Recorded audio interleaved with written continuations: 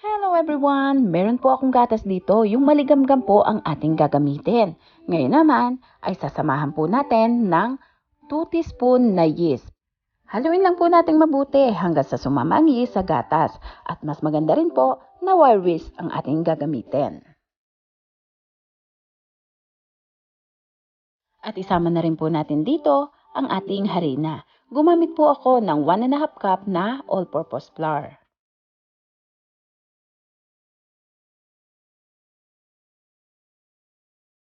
Lagyan din po natin ng 1/3 cup na condensed milk, pero pwede po kayong magdagdag. Pwede rin po kayong magbawas, depende sa tamis na inyong gusto.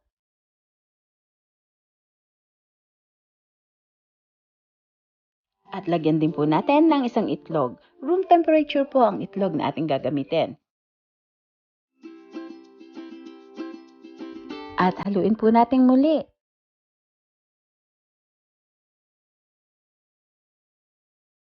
At kapag ganito na po, ay samahan naman natin ng 1/2 cup na melted margarine. Ilagay lang po natin ng pakonti-konti habang hinahalo ang ating melted margarine.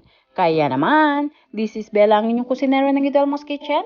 Kung bago ka sa channel na to, syempre, welcome na welcome ka. At kung dati ka naman, welcome back. Kaya naman, don't forget to subscribe, like and share, at pakihit mo na rin ang notification bell. Isama mo na yung all para lagi kang updated sa mga bagong upload.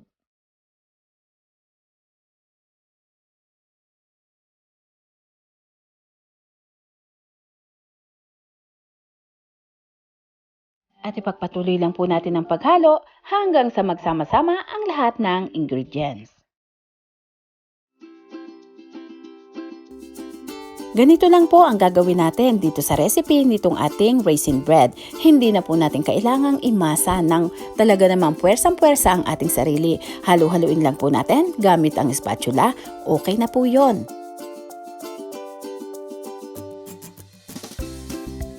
At kapag ganito po na smooth na siya, ay pwedeng-pwede na po ito. Ready na po ito para naman ating i-rest ng 1 oras. Lagyan lang po natin ng butter or margarine sa ibabaw.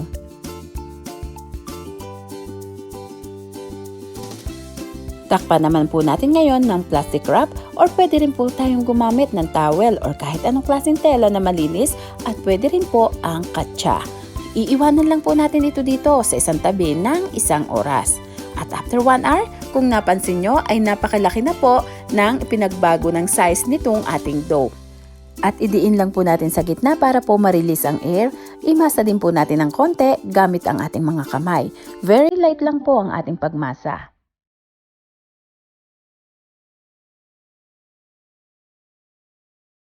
Maglagay naman po tayo ngayon ng butter or margarine sa table. Siguraduhin lang po natin na malinis at sanitize ang table na ating gagamitin.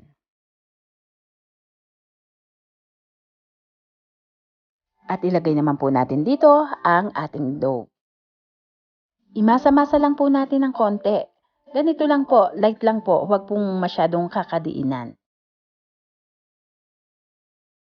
Bilugin lang po natin ng ganito at ngayon naman ay gamitan natin ng rolling pin para po ating ipaplat.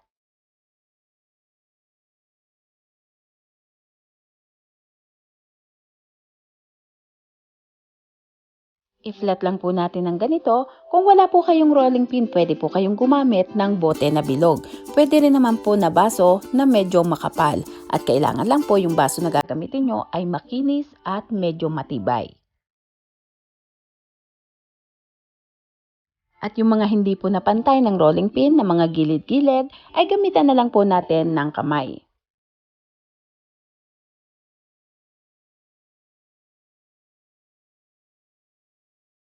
At slice naman po natin gamit ang ating pizza slicer. Pwede po kayong gumamit ng knife. Pero ang pag-slice po natin ay hindi natin isasagad sa dulo. Mga at least 3/4 size po nitong ating dough ang ating i-slice. Ang purpose naman po nito ay para kapag naluto itong ating tinapay ay meron na po siyang hati. So ayan, tapos isisild lang po natin yung dulo kung saan natin in-slice para hindi po maghiwa-hiwalay.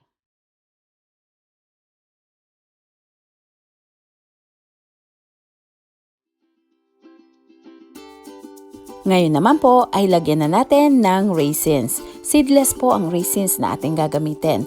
Napakasarap po ng recipe na ito. Napakalambot po ng tinapay at higit sa lahat, napakadali lang pong gawin. Ayan, at kapag tapos na po nating lagyan ng raisins, yung buo na part po, yun po ang una nating iro-roll. Ayan, ganyan lang po, sundan nyo lang itong aking ginagawa. Isid lang po natin ng ganito para yung raisin po ay hindi kakalat. Ang nagamit ko pong raisins dito ay at least 1/2 cup. Pero kung gusto nyo pa pong bawasan, pwede rin po kung ayaw nyo na masyadong maraming raisins. At ngayon naman ay iro-roll na po natin hanggang sa dulo.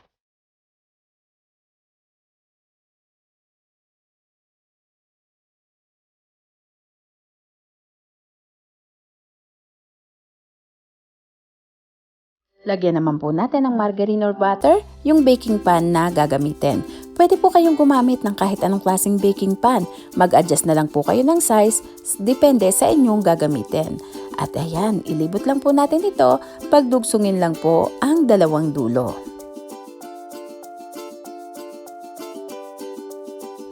Atin lang pong lagyan ng cover. Plastic wrap po ang ginamit ko at sabi ko nga, pwedeng towel, pwedeng katsa at iwan lang po natin muli ng 1 oras. At makalipas ang 1 oras ay ito na po ang ating dough with raisins na ready na pong i-bake.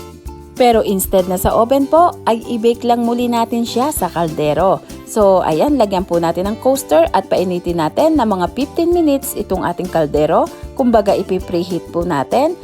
At habang naka-preheat po, gawa naman tayo ngayon ng milk wash. Condensed milk at melted margarine po ang aking ginamit dito. Paghaluin lang po natin. At bago po natin iluto itong ating tinapay, ay brushan muna natin ng milk wash sa ibabaw.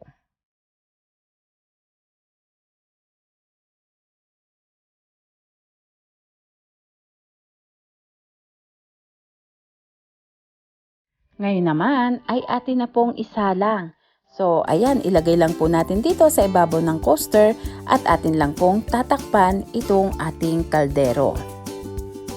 20 minutes lang po nating lulutuin ito sa medium-high heat at after 20 minutes ay ito na po ang ating masarap at mabangong raisins bread na hindi natin ginamitan ng oven. So ayan, lagay lang muna po natin dito sa isang tabi at mas masarap na kainin ito ng mainit. Mag-ingat lamang po at baka mapaso ng baking pan. So mag-ready na rin po kayo ng drinks na inyong gusto. Pwedeng-pwede po ito sa kape.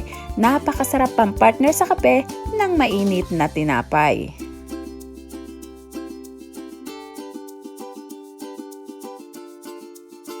At ito po yung loob nitong ating tinapay. Sa itsura pa lang po ay kitang-kita natin na malambot na siya. Kaya talaga namang napakasarap. Kaya naman, maraming salamat pong muli sa inyong lahat. Bye-bye at mag-ingat po tayo.